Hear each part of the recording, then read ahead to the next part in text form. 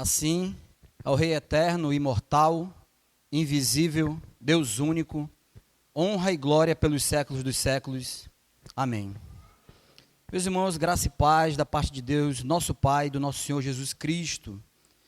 E nesse mesmo espírito, meus irmãos, que nós estamos cultuando ao Senhor, vamos dar sequência, abrindo a palavra do Senhor, na primeira carta que escreveu Pedro, no capítulo 1, e nós leremos dos versos 3 a 12. 1 de Pedro, capítulo 1, versos 3 a 12.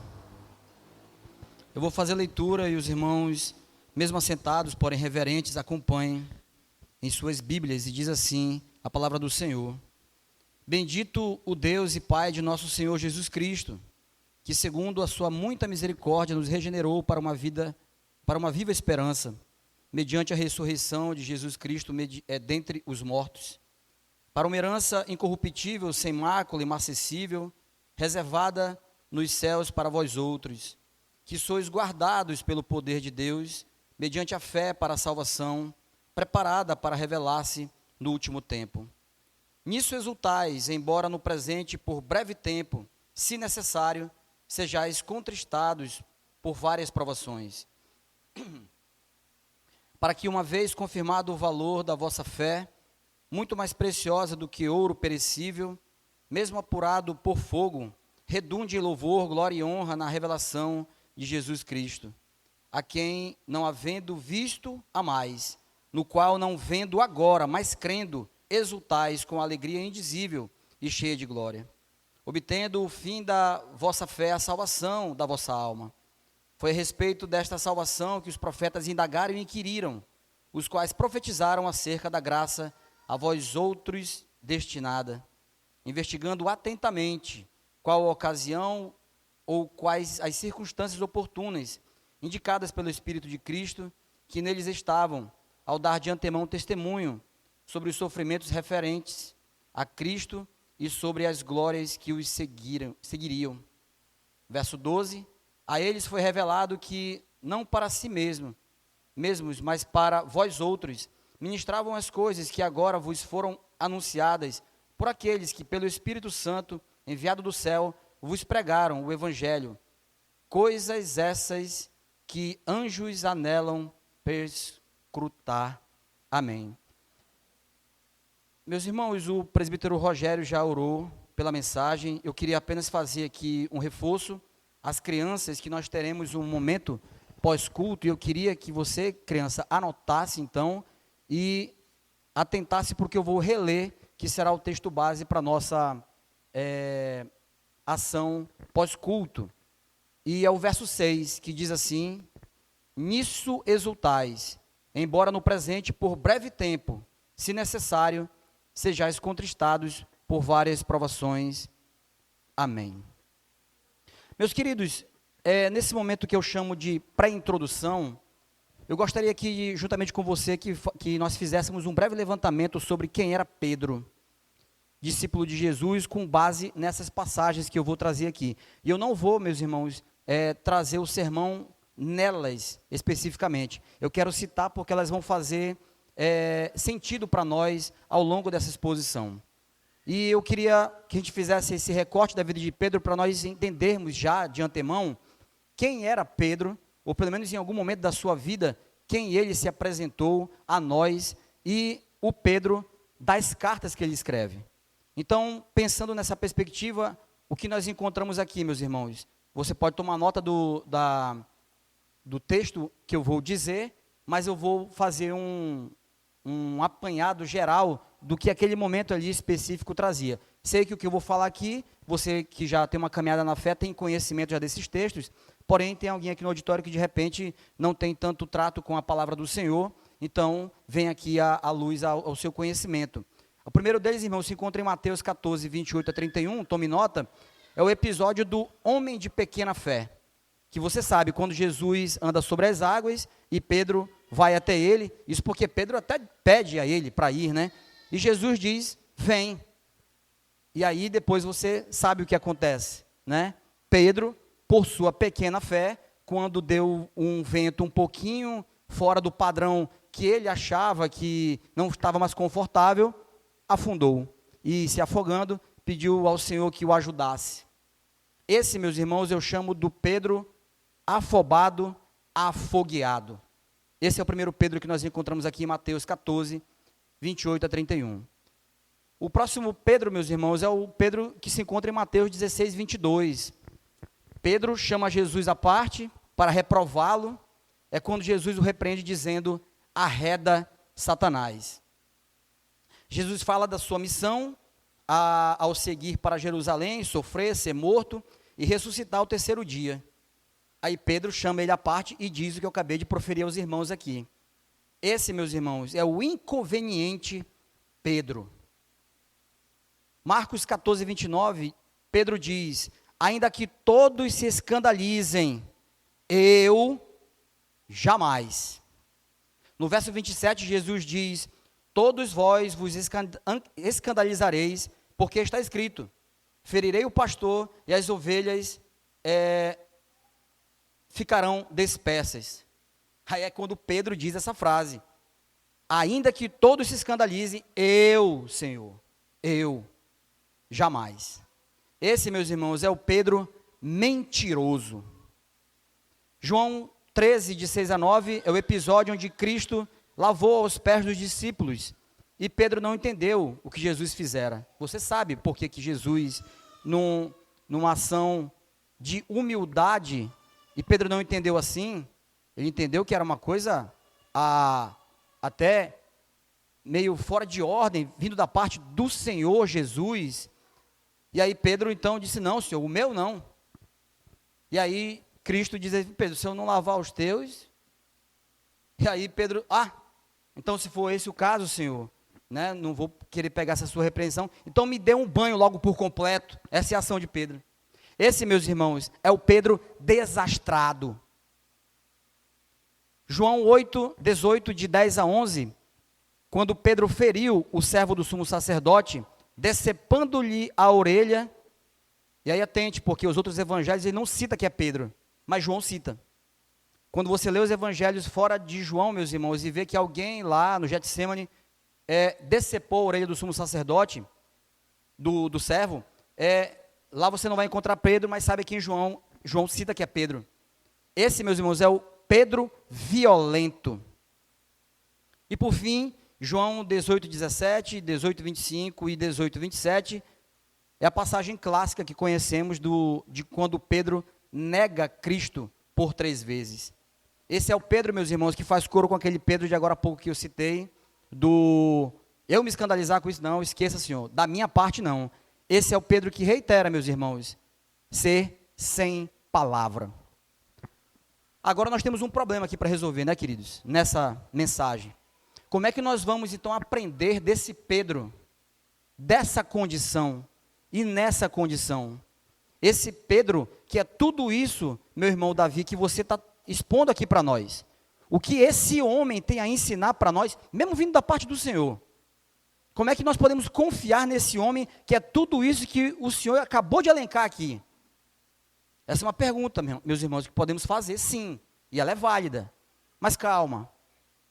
Até porque nós temos aprendido que mais importante do que o mensageiro é a mensagem, né? Mas não é o caso aqui de Pedro não, irmãos. Aqui o importante também é o mensageiro. Porque, quando eu conversei com o reverendo Heber Júnior, inclusive aqui na nossa congregação, quando ele veio aqui na Conferência da Fé Reformada, em um dos dias ele veio aqui pregar, creio que no culto matutino. Eu adquiri o livro dele chamado Pedras Vivas. Creio que boa parte dos irmãos aqui também tem ou conhecem esse livro, né? E eu pedi para ele fazer uma dedicatória, e aí ele, enquanto escrevia, eu perguntei a ele, eu falei, pastor, em relação a esse livro, eu sempre quis saber um pouco mais sobre Pedro, principalmente porque eu atentei ao ler as Escrituras, que quando nós temos esse recorte da vida dentro dos evangelhos, né, da vida de Pedro, nós percebemos, pelo menos eu percebo, que ali trata-se de um Pedro, e o Pedro das cartas é outro. Ali trata-se de um Pedro mais amadurecido, um Pedro mais centrado nas ideias. É uma impressão minha ou não? E o seu livro fala disso ou não? Ele falou, dentre outras coisas que o livro trata, meu irmão, ele fala especificamente disso também. Então, queridos, sim, o Pedro que nós lemos aqui na carta, na sua primeira carta, dos versos pelo menos que nós vamos trabalhar com a permissão do bom Deus até hoje, eu queria que você então atentasse para esse novo homem e verificasse comigo como o apóstolo Pedro se comporta ao escrever aos seus irmãos para uns instruir e, atente, para os consolar. Então, vamos à introdução propriamente dita, queridos. Com base nos versos 1 e 2, Pedro, apóstolo de Jesus Cristo, se apresenta como alguém que foi escolhido por Jesus para ser seu representante e mensageiro aos. Aí você vai seguindo aí do verso 2, tá? Eleitos, cristãos que foram escolhidos por Deus, irmãos, para serem parte do seu povo. Aos que são forasteiros, e aqui tem uma coisa importante para nós, atente. Sugerindo que esses cristãos não são nativos das regiões onde vivem, mas sim estrangeiros ou residentes temporários, isso pode se referir ao fato de que muitos cristãos da época eram judeus que haviam sido dispersos por todo o Império Romano. O conteúdo da epístola indica que eram na maioria gentios. Desse modo, o termo forasteiros da dispersão seria um hebraísmo, expressão tirada do contexto judaico e aplicada aos gentios que estavam espalhados pelas regiões para onde a epístola foi enviada, talvez por causa da perseguição. Mas por causa do termo recorrente na epístola, ao lado de peregrinos, por uma aplicação espiritual, está sendo aplicada à igreja para indicar o seu caráter universal, embora Pedro estivesse referindo-se primariamente às regiões assinaladas na sequência do versículo. Os cristãos são cidadãos do reino dispersos por este mundo para cumprir sua missão. Então, quando você lê, meus irmãos, novamente as Sagradas Letras e entenda que é nessa perspectiva que você vai ler quando lê o termo forasteiros, certo? Da dispersão, referindo-se à diáspora judaica, ou seja, a dispersão dos judeus por todo o mundo após a destruição do templo de Jerusalém em 70 depois de Cristo. Como dissemos, irmãos, para reiterar a fala anterior, ele usa a diáspora judaica como figura do povo de Deus disperso pelo mundo. E por fim, que se encontravam no Ponto, Galácia, Capadócia, Ásia e Bitínia, sendo estas regiões do Império Romano, onde os cristãos a quem Pedro está escrevendo viviam. Queridos, o contexto geral da carta é que Pedro escreve para crentes que estão sendo perseguidos na Ásia. Para um contexto já sinalizado como figura, leia-se crentes perseguidos no mundo, inclusive de forma contemporânea. Por isso, meus irmãos, o título dessa mensagem, se você quiser tomar nota, e tinha na projeção aqui no início, é o aperfeiçoamento da fé por meio do sofrimento. Isso aplica a todos nós, e é o que vamos então falar doravante, expondo os versos que nós lemos do 3 ao 12.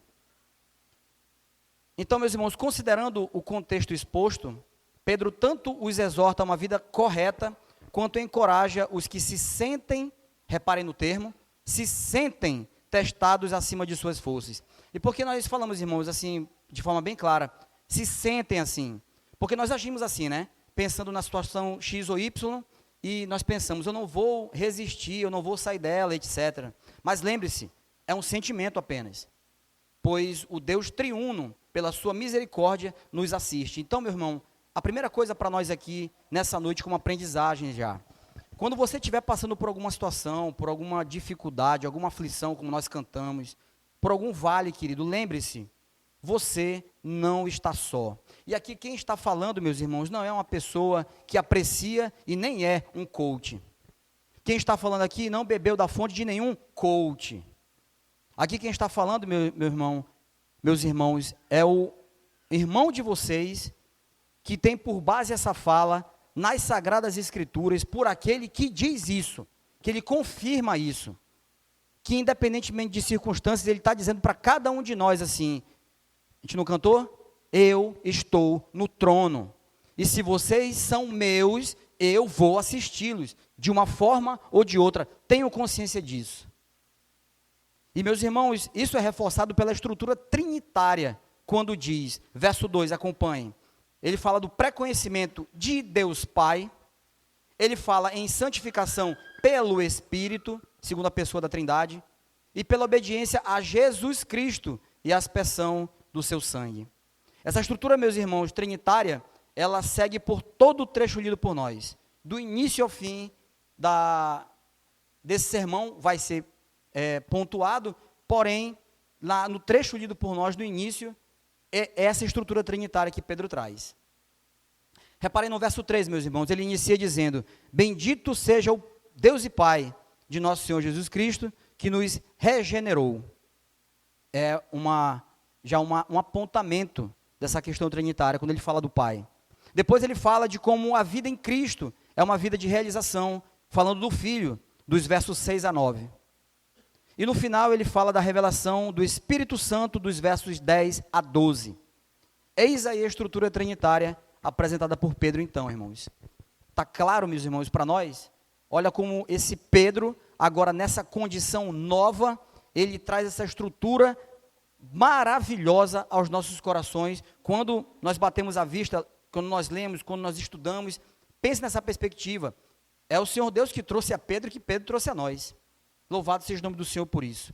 Isso posto, querido, nos versos então 3 a 5, Pedro nos ensina que nossa vida é fruto da misericórdia do Pai, fundamentada na ressurreição de Cristo, para a posse de uma herança eterna e segura pelo próprio Deus, através do seu Filho, para aqueles que creem no seu santo nome. E o ponto-chave aqui, queridos, de entendermos o verso 3, é a misericórdia do Senhor, atuando na nossa regeneração por meio da ressurreição de Cristo Jesus dentre os mortos.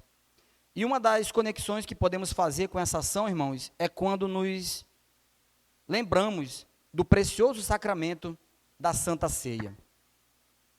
Porque, meus irmãos, aí eu vou fazer aqui pelo menos 3 pontuações do porquê isso vem à mente, em relação à misericórdia do Senhor. Porque, irmão, se não houvesse a morte de Cristo, não haveria vida. Se Cristo não morreu, irmãos, não há o que celebrar.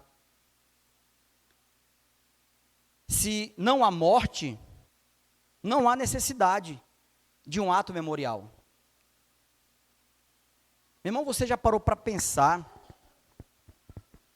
que quando nós estamos celebrando a morte do Senhor, nesse, como eu disse, precioso sacramento da Santa Ceia, nós só estamos diante da mesa do Senhor porque a misericórdia dele nos alcançou.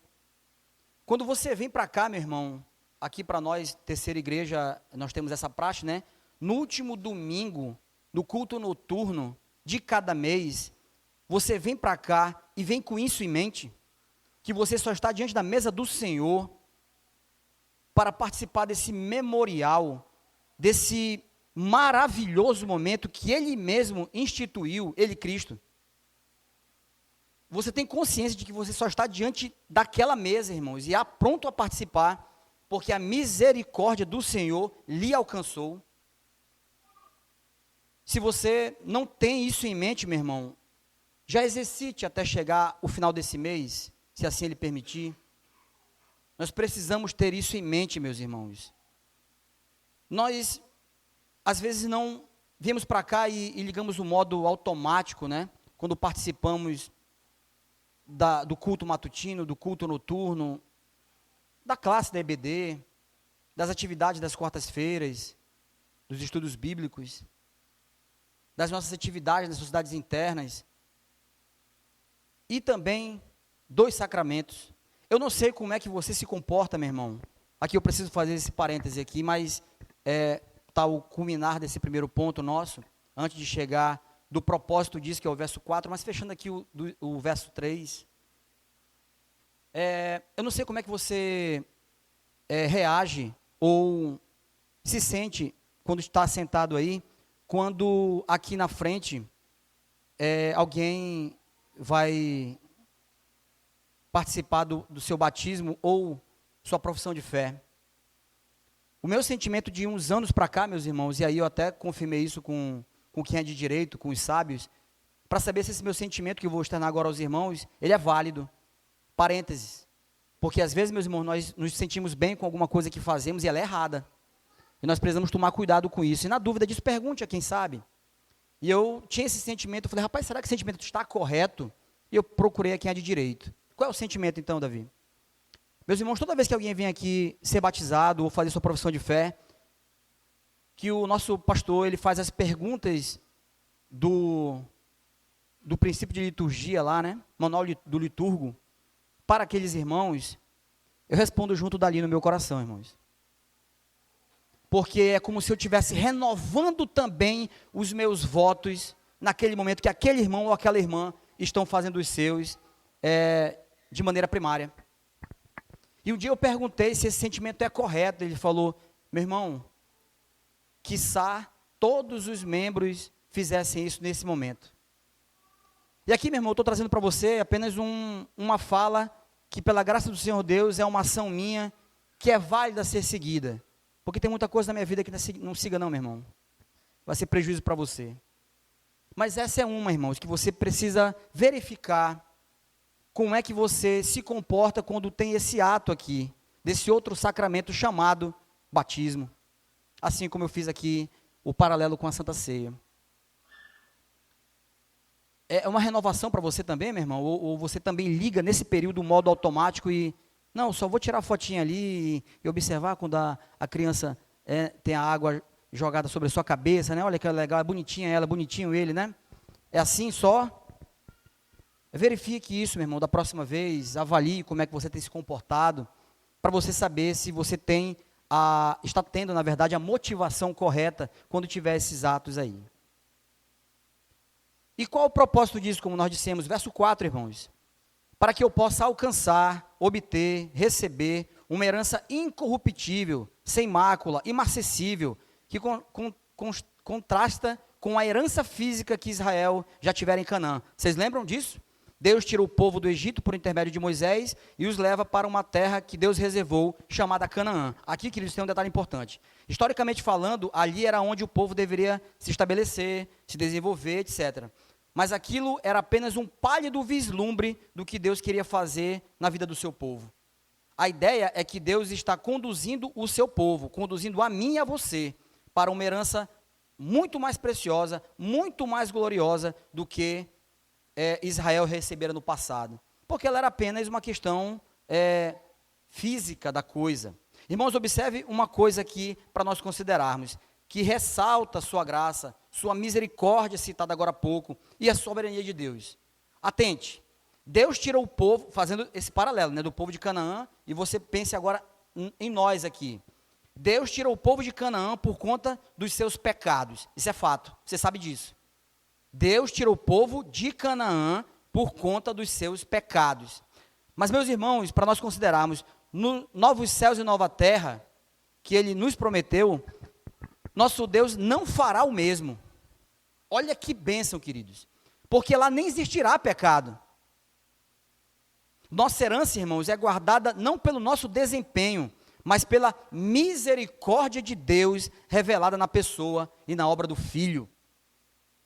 Meus irmãos, isso não tem mais para onde fugir se nós somos eleitos do Senhor. Se nós somos eleitos do Senhor, acabou aí. É porque nós temos a tensão entre o já e o ainda não, né? Mas já tem um fim disso. E nós precisamos ter essa convicção no nosso coração, meu irmão, quando nós viemos aqui para a igreja.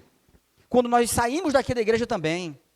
Que acabou já. Desde quando eu aceitei Cristo como meu Senhor e Salvador. Professei isso. E se eu professo Cristo como meu Senhor e Salvador, eu sou um eleito de Deus, está aqui o final da história. No novo céus e nova terra, ninguém mais nos arrebata de lá, queridos. Ninguém mais. Em suma, queridos, essa verdade inspira louvor ao Senhor, no sentido de ser uma esperança viva, e de descanso, pois somos protegidos pelo poder de Deus. E nada nem ninguém mudará o nosso status. Vamos confirmar isso, meus irmãos. Abra a palavra do Senhor, queridos, por favor, em Romanos, capítulo 8, nós leremos dos versos 35 a 39. Romanos, capítulo 8, versos 35 a 39.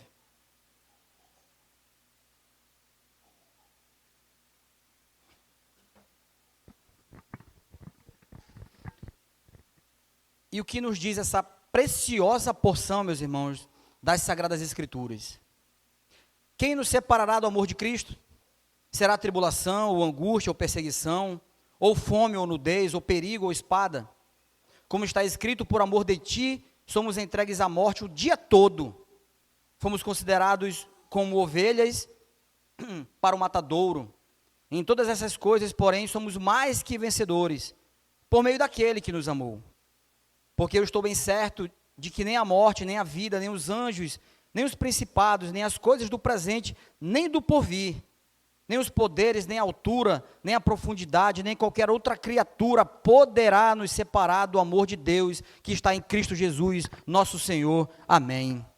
Ninguém, irmãos, ninguém, repito, é porque vivemos ainda a tensão do já e o ainda não, mas se nós somos do Senhor, acabou, queridos. É só esperar a consumação, meus irmãos, para morarmos nos novos céus e nova terra, contemplando pela eternidade a presença do Senhor na pessoa do Filho. Mas já acabou, irmãos. Mas daqui a pouco a gente fala um pouco mais a respeito dessa questão do ainda vivermos aqui, né? Que é o que pesa para nós aqui por conta da nossa humanidade, mas desse fator pecaminoso do nosso coração. E você acha que isso vai ecoar aonde, meus irmãos? É na eternidade. É por isso que esse paralelo é rico, pois aponta para a glória eterna em Cristo Jesus. Versos 6 a 9, meus irmãos. Por mais que não pareça, queridos, Pedro vai falar da alegria por conta da esperança futura. Vou repetir. Por mais que não pareça, Pedro vai falar da alegria por conta da esperança futura. E mesmo que não pareça, ele vai falar dessa alegria, porque logo em seguida fará alusão à tristeza decorrente das provações presentes. Esse é o ponto que eu queria tratar. A atenção do já e ainda não, o ainda não está aqui. E sim, meus irmãos, apesar de que alguns até cristãos, eu vou chamar até muitos deles, vou tomar essa liberdade de chamar de pseudo-cristãos, digam o contrário, mas sim, meu irmão, saiba disso. O crente passa por tristeza, sim. O crente se angustia, o crente sofre, o crente chora, se sente abatido, se sente debilitado. Meu irmão, dá um tempo aqui agora. E pense aí. Converse com o seu coração nesse momento. O que você tem passado, querido, nesse momento aqui agora? O que você, meu irmão, minha irmã, tem passado que tenha lhe entristecido, que esteja lhe angustiando, que tenha trazido sofrimento e choro? Eu não sei, meu irmão, o que veio à sua mente agora. Eu posso dizer da minha, mas da sua eu não sei. O soberano Deus sabe o que você está passando, quais as suas necessidades, o que faz você chorar, o que faz você gemer, o que faz você, até em alguns momentos, por que não, se desesperar. Mas eu quero dizer, meu irmão, para você, e também trazer essa palavra ao meu coração, que a minha oração é para que eu e você lembremos que é por pouco tempo. É por pouco tempo, meus amados. Abra comigo, queridos, aí você está em Pedro, só vá um pouquinho mais para frente no capítulo 5. Vamos ler o verso 10.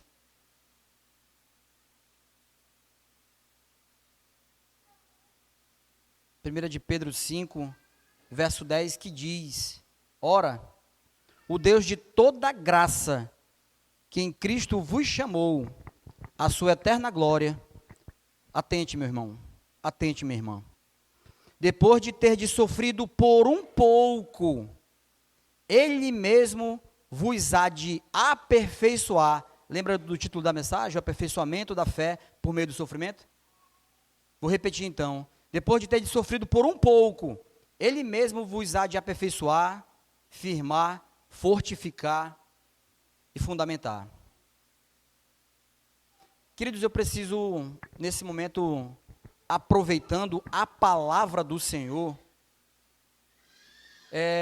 trazer aqui uma palavra de consolo, na pessoa de 3 irmãos nossos, mas que isso se estende a todos nós, porque é uma graça que Deus também traz ao nosso coração, a graça mediante a paz que excede todo o entendimento. E aí eu vou dar nome aos bois, inclusive, porque quando eu estava relendo o sermão, estudando novamente e fazendo algumas observações à parte, isso veio ao meu coração, então eu preciso fazer isso agora, irmãos. Que tem a ver com tudo isso. Lembre-se, querido, depois de ter sofrido por um pouco, Ele mesmo há de vos aperfeiçoar, afirmar, fortificar e fundamentar. E sabedores de que nós passamos sim por sofrimentos, de várias formas, talvez a modo de dizer, o luto seja o pior deles, né? As situações quando nos assolam, o luto, o pré-luto, porque tem isso também, nós já estamos mais ou menos caminhando para uma situação que talvez um ente querido meu, como diria minha mãe, um aderente, está quase de partida, então o pré-luto também nos machuca. E eu queria trazer isso aqui, para trazer consolo ao coração aqui da nossa irmã Paula, que recentemente, né, minha irmã, perdeu sua avózinha, né, há pouco tempo. Mas também trazer consolo ao coração do nosso irmão Judásio, que está aqui, que perdeu seu avô ontem, à tarde. Se essa mensagem chegar até ele, eu quero dizer para você, meu irmão, meu irmão querido, da 4ª IPBV, Sávio, que perdeu o seu pai hoje, irmãos. Você que já perdeu um ente querido, então, remoa no seu coração esse sentimento agora. É uma dor, irmãos, que só a graça de Deus para nos consolar. Eu perdi já alguns parentes ao longo da minha vida e algumas foram mais dolorosas que outras. E o choro é inevitável. Mas a palavra de Deus tem aqui, pelo menos, eu vou trazer 2 textos para a gente não avançar muito no horário, que traz consolo no nosso coração, Judásio, Sávio e Paulinha. O Senhor Jesus aqui diz, minha irmã, em João 16:33, nesse mundo tereis aflições, mas tem de bom ânimo. Ele venceu o mundo. Jesus diz isso, eu venci o mundo. Então, temos paz. Mas você quer algo, meu irmão, mais ou tão precioso quanto essa fala de Jesus? Aí eu queria que você abrisse comigo, por favor, em Apocalipse, capítulo 21. Para a gente ler dos versos 1 a 5, queridos. Apocalipse, capítulo 21.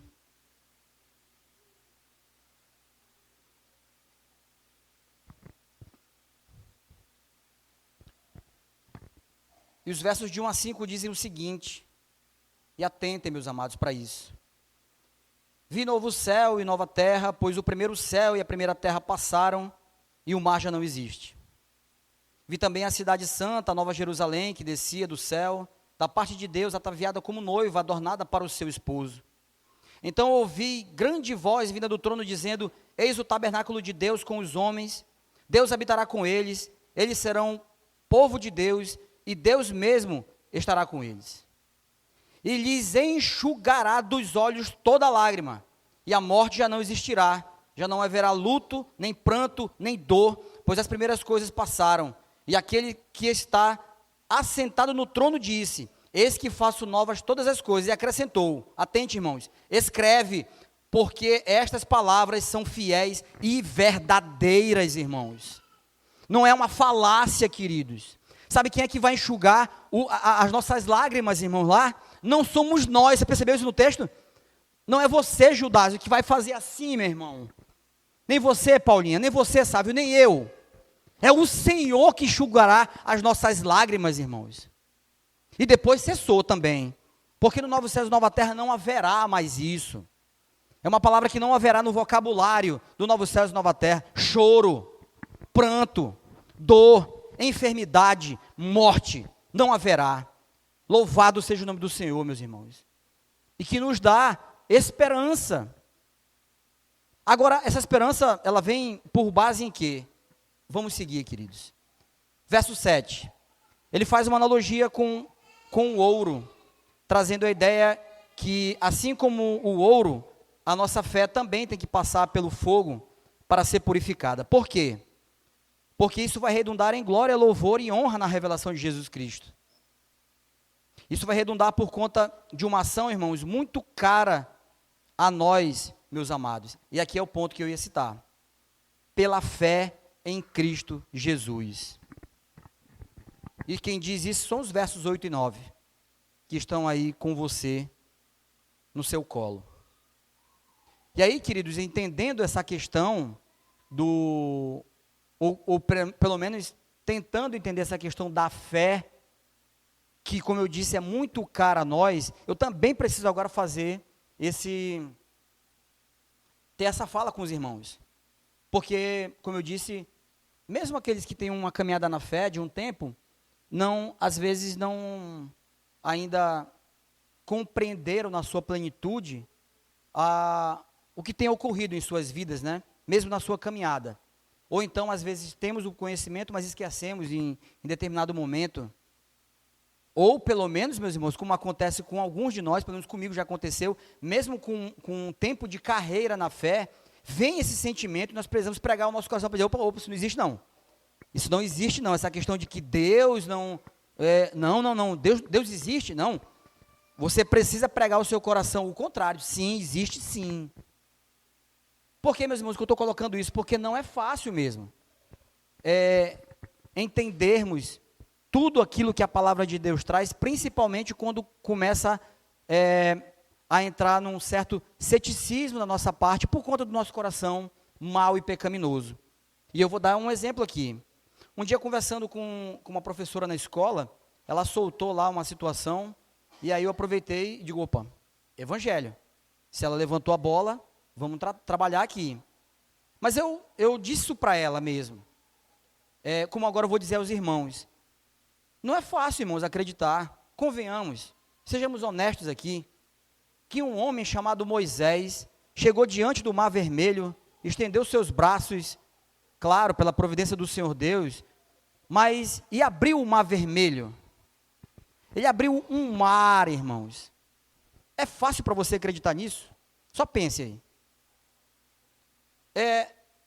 Você também tem nas Escrituras um texto que aponta que uma jumenta falou. É fácil para você, já que você conhece, ou já conheceu várias jumentas ou jumentos na sua vida, cavalos, mulas, bois, um animal falar? Me diz se é fácil, irmãos, pensar que isso possa ter acontecido. Ou agora, para falarmos assim, jogar a pá de cal, né? Crer que um homem, que é Deus, desceu a este mundo com toda a sua glória e veio morrer da pior forma possível e ressuscitar para cumprir a vontade do seu Pai, por mim e por você. É difícil mesmo, irmãos. Não venha me dizer, meu irmão, que é fácil crer nisso, porque não é. Mas Davi, espera aí, eu creio nisso. Sim, meu irmão, eu também. Mas sabe por que nós cremos? Pela fé. É pela fé, irmãos. Foi isso que eu disse à professora. Professora, não é fácil mesmo, não. É difícil mesmo. Só que nós cremos, eu e meus irmãos, é pela fé que nós temos em Cristo Jesus, na Santíssima Trindade, na palavra do Senhor. É por ela que nós cremos. Nós entendemos que isso é uma verdade. E aí eu acrescentei para ela, eu disse, inclusive, querida, se eu não pensar assim, eu sou o mais infeliz de todos os homens, por achar que não é nada disso aqui é verdade, que a coisa vai ficar por isso mesmo, que ao final da minha vida ser ceifada, acabou tudo. Não pode ser, irmãos. Não tem condição de ser. Eu já falei isso para alguns irmãos quando nós tivemos alguma oportunidade de sair do cemitério. Eu tive essa experiência de estar saindo com algum de vocês aqui e olhar para trás e ver aquele mundaréu de sepulturas ali, e dizer, é isso aqui, aí acabou? Não pode ser, irmãos. Não pode ser. Mas também não é fácil crer que não. Mas pela fé nós cremos. pela fé, nós cremos. E aí eu quero trazer aqui apenas, a guisa de ilustração, uma fala de um pastor que um dia pregou num sermão, e ele pregou sobre Jonas. Jonas que ficou 3 dias e 3 noites, né, no ventre de um grande peixe. E ele pregou nessa passagem. Eu já contei essa história aqui, mas é bom, pastor Marcos também, creio eu, mas é bom sempre lembrar aos irmãos, que ilustra bem isso aqui. E ele pregou e falou e acabou, e teve um irmão que esperou ele lá na porta no final. Aí, na passagem do cumprimento, ele falou: pastor, eu queria falar com o senhor em particular, pode ser? Ele falou: pode, meu filho. Agora? Ele falou: pode ser. Aí puxou ele no cantinho assim, diga. Ele falou: não, pastor, assim, eu fui edificado com a sua palavra, eu creio nessa palavra. Agora, eu queria perguntar para o senhor pessoalmente, eu queria que o senhor fosse sincero comigo. Diga mesmo, o senhor acredita mesmo? Fale aqui para mim. O senhor acredita mesmo que um homem, um ser humano, ele foi engolido por um peixe grande, por mais que fosse grande, pastor, engolido por um peixe, ele ficou lá 3 dias, 3 noites, depois foi vomitado e continuou sua vidinha. O senhor acredita nisso mesmo, pastor? Diga para mim, o senhor crê nisso? Aí o pastor disse para ele a frase, meus irmãos, que isso aqui resume muito para nós. Ele disse: meu filho, eu creio, porque foi a palavra de Deus que disse. E se a palavra de Deus tivesse dito para mim que foi Jonas que engoliu o grande peixe, eu também acreditaria, porque é a palavra de Deus que está dizendo. Eu achei maravilhosa essa sacada do pastor, irmãos, porque é isso mesmo, queridos. O que está aqui, meus irmãos, pode transcrever, queridos, pode subscrever, pode seguir, como manual, como guia, como palavra de Deus, como documento, como o que você quiser. Dê o predicado que você quiser, a palavra do Senhor, mas siga, como normativa, siga, porque é o poder de Deus. E Pedro termina, meus amados, falando do compreender do passado, nos versos 10 a 12. Mesmo que conduzidos pelo Espírito a prever o sofrimento e as glórias de Cristo, os profetas procuraram entender ainda mais da graça que lhes foi revelada, para o nosso benefício, uma vez que os profetas são ministros da revelação. Olha que bênção, irmãos, os profetas são ministros da revelação. Aquele povo lá perseguido e a nós. E quando nos referimos a entender melhor dessa graça, fica muito mais claro no verso 10, quando Pedro usa os verbos indagar e inquirir no início. Pois eles queriam entender melhor dessa revelação, reiterada no verso 11, quando ele diz: investigando atentamente. Irmãos, a ideia aqui é a seguinte: eles queriam muito, meus irmãos, muito, entender mais daquilo. Só que a coisa estava limitada para o entendimento deles. Mas mesmo assim eles não ficaram confortáveis com aquilo. E eles continuaram a procurar. A ideia, meus irmãos, é que as verdades de Deus vão ficar mais claras para o povo ao qual Pedro estava escrevendo e para nós. No passado eles queriam muito entender. Por isso o ato de investigar aquilo que não entendiam em sua plenitude. Porque não era para eles propriamente, mas para os irmãos a quem Pedro endereça a carta e a nós, como dissemos. É isso, meus irmãos. Eles queriam entender mais daquilo que estava ali diante das suas vistas, mas não tinha condição para isso, porque o Senhor também deu uma freada, né, no entendimento, até porque era uma coisa que ia se revelar no futuro. E meus amados, atente para isso aqui agora, em nome de Jesus. Olha que bênção, olha que graça, olha que maravilhosa graça. O nosso padrão de relevância para o Senhor, irmãos, esse é o termo, tá? O nosso padrão de relevância para o Senhor. Como nós somos agraciados, queridos, pois não eram apenas os profetas que tinham anseio em saber mais dessas questões. Nem mesmo os anjos têm conhecimento. Olha o nosso status, queridos. Olhe para a sua vida de pecado, olhe para a minha vida de pecado, você conhece a minha história. Eu e você temos conhecimentos que os anjos não possuem e nem vão possuir. Por isso ele termina dizendo que até os anjos anelam compreender. Olha o nosso status, irmãos. Queridos, eu gostaria de concluir então, depois de ter trazido já algumas verdades ao nosso coração, da parte do Senhor Deus, eu queria pelo menos trazer mais uma que caminha nesse culminar da mensagem. Meus irmãos, o amadurecimento, o crescimento e aperfeiçoamento de Pedro, a parte o que já consideramos no período pré-introdução, é notado de várias formas. De várias formas. Porém, uma dessas formas nos saltam aos olhos. E isso eu estou falando porque, analisando a vida de Pedro, né? Ela tem por base o texto que eu gostaria de ler com os amados agora, que se encontra em João, capítulo 21, queridos. Abra lá, por favor. João, capítulo 21, vamos ler dos versos 15 a 22. João,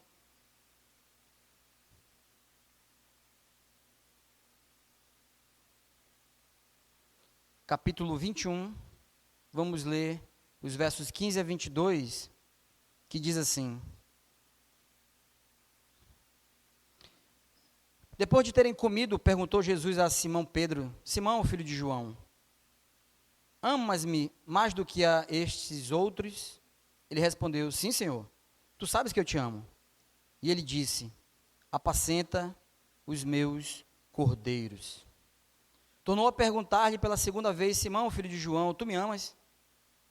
Ele respondeu: Sim, Senhor, tu sabes que eu te amo. Disse-lhe Jesus: Pastoreia as minhas ovelhas. Pela terceira vez, Jesus lhe perguntou: Simão, filho de João, tu me amas? Pedro entristeceu-se por ele lhe ter dito pela terceira vez: Tu me amas? E respondeu-lhe: Senhor, tu sabes todas as coisas, tu sabes que eu te amo. Jesus lhe disse: Apacenta as minhas ovelhas. Irmãos, quando eu li esse texto agora com os irmãos, é para fazer esse link aqui do que nós tratamos da vida de Pedro pregressa, chegando até aqui, nesse momento também de sofrimento a ele. Eu digo isso porque Pedro outrora, meus irmãos, não teria a menor condição de apacentar as ovelhas de Cristo, caso ele continuasse a viver a vida que levava, mesmo caminhando com o Supremo Pastor. Não tinha, irmãos. E por que nos saltam aos olhos, irmãos, como disse anteriormente? Porque Pedro nos inspira a pastorear. Pois depois da fala de Cristo àquele Pedro, nessa carta madura e sóbria que ele nos escreve à igreja e a nós, seus irmãos, revela que não somente ele atendeu a ordem do Senhor, como o fez sem os rompantes em suas ações de outrora. Por isso fica clara a maturidade de Pedro quando ele escreve as cartas. Isso durante o seu processo de aperfeiçoamento, por ter tido ciência do propósito do Senhor em sua vida. Irmãos, o reverendo Heber Júnior disse o seguinte: a nossa igreja vai ser mais saudável, vai demonstrar crescimento na graça e no conhecimento de Jesus, quando nós tivermos coragem de pastorear outros irmãos, mesmo sabendo do nosso histórico, que é ruim. Meu irmão, eu queria trazer essa palavra a você, nesse momento, porque aqui, o contexto para nós aqui nesse momento, nesse culminar da mensagem, é de um pastoreio mútuo. Só que às vezes alguns de nós ficamos meio travados de até ou pregar o evangelho ou nos pastorear mutuamente, porque eu me sinto meio, está fora de ordem essa minha fala, porque eu olho para a minha vida e eu não tenho essa moral toda para chegar com fulano de tal. E Pedro tinha, irmãos. Esse Pedro maduro dessa carta aqui que ele inicia, logo no primeiro capítulo que nós tratamos, e ela vai se estender até a segunda carta dele, quando você olha para aquele Pedro que nós falamos no início aqui, você acha, meu irmão, que ele teria condição de chegar a esse status de agora? É só pela graça que ele conseguiu, pela instrução que ele ouviu, atendendo atentamente a voz do Senhor, e caminhou para um amadurecimento na fé, para um crescimento na fé, apesar dos sofrimentos, porque Pedro também sofreu, meus irmãos, tanto quanto nós, ou mais do que nós, igual ou tanto quanto seus irmãos da época. Você conhece a história que diz da natureza da morte de Pedro. Você acha que ele foi ali sorrindo? Por dentro poderia, mas era um cenário de dor. Então, meus irmãos, lembre-se disso, não existe isso. O nosso pastoreio mútuo na igreja do Senhor, as nossas admoestações, as nossas exortações, elas têm que ser feitas com base no Senhor, independente do nosso histórico, como disse o reverendo Weber, é ruim. É ruim porque todos nós somos pecadores, nascemos em pecado, meus irmãos. E em pecado nos concebeu nossa mãe. Então nós precisamos ter isso em mente. Cristo não delegou, irmãos, essa função apenas ao apóstolo Pedro, mas a todos que o conhecem. Ou seja, pastorear as ovelhas de Cristo não era função apenas dos apóstolos, e não é hoje apenas dos presbíteros docentes, regentes, ou da liderança da igreja. É uma função da igreja. Nossa oração é que, à medida que crescermos na graça, ou que cresçamos na graça e no conhecimento do Senhor, com maturidade, pelo aperfeiçoamento, irmãos, mesmo em meio aos sofrimentos, possamos mutuamente nos pastorear e levar as boas novas de salvação aos que não conhecem a Cristo, do apóstolo Pedro e nós. Irmãos, o próprio Pedro, como eu disse, cresceu por meio do sofrimento. Mas sabem quem também foi aperfeiçoado pelas coisas que sofreu? Abra lá em Hebreus, esse é o último texto que leremos. Hebreus capítulo 5. E vamos ler os versos 8 e 9, para encerrar a nossa mensagem. Hebreus capítulo 5. Versos 8 e 9. Irmãos, Pedro sofreu sim. Pegando aqui apenas duas ações que vem à memória. Quando Cristo pergunta para ele pela terceira vez: Pedro, tu me amas? Você vê como ele responde a terceira vez? É com tristeza profunda no coração, porque ele lembrou da terceira vez que ele negou a Cristo. Óbvio, irmão, está muito claro isso para mim lá. E creio que para você também. Aí ele lembrou: meu Deus do céu, o Supremo Pastor está me perguntando pela terceira vez se eu o amo.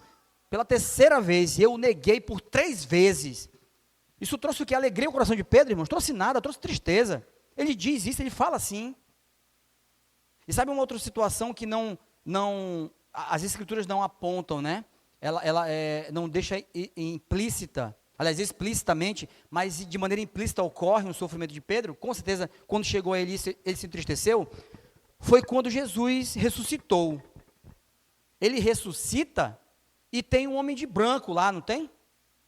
Você lê a história? Tem lá, perto do túmulo aberto. Vão aquelas pessoas atrás de Jesus e não, ele ressuscitou. E a pessoa diz assim: e diga lá, olha que coisa, irmãos, e diga lá, viu, que ele ressuscitou, aos discípulos e a Pedro. Você acha, meu irmão, que por que Pedro, irmãos?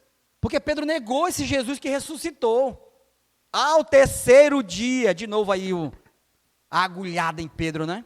Você acha que quando chegou essa notícia a ele, olha, o pessoal lá, o homem mandou dizer aos discípulos, e a você, viu, Pedro, que ele vive. Teve sim, agora sim, um momento de alegria, de uma felicidade, ao ele perceber que o Salvador estava vivo, que venceu a morte. Mas bateu essa tristeza também, irmãos, com certeza. Por que ele não falou, avisa lá aos discípulos, inclusive a João, tá? O discípulo amado. Não, ele diz a Pedro. Isso bateu para Pedro, irmão, mas como eu falei, teve alguém superior a Pedro e a nós, que também, irmãos, foi aperfeiçoado pelas coisas que sofreu. Hebreus 5, 8 e 9 diz assim, e acompanhe comigo a leitura da palavra do Senhor, e nós vamos orar. Embora sendo filho, aprendeu a obediência pelas coisas que sofreu, e tendo sido aperfeiçoado, tornou-se o autor da salvação eterna para todos os que lhe obedecem. Amém. Irmãos, Cristo é o exemplo supremo. Ele aprendeu a obediência pelas coisas que sofreu e foi aperfeiçoado. A pergunta é: por que não nós? Que essa palavra incomode o seu coração, assim como tem incomodado o meu coração, e que o Senhor Deus aplique a sua palavra ao nosso coração. Vamos orar, irmãos? Senhor nosso Deus, nosso Pai, nós queremos louvar e engrandecer o teu santo e bendito nome, porque o Senhor trouxe essas verdades ao nosso coração. Como ouvimos agora no final, Senhor Deus, o teu próprio Filho, ele foi aperfeiçoado pelas coisas que sofreu. Qual é a nossa oração então ao Senhor nesse momento, Pai? É que assim como ele, nós também possamos olhar para os nossos sofrimentos, o que tem trazido agruras ao nosso coração, tristeza ao nosso ser, e nós possamos então fazer uma análise do ocorrido e crescer na graça e no conhecimento. E não apenas focar na dor que nos assiste no momento. Faça isso, Senhor Deus, para a tua maior glória. E nós te pedimos isso em nome de Jesus, que é a nossa esperança na vida e na morte. Amém.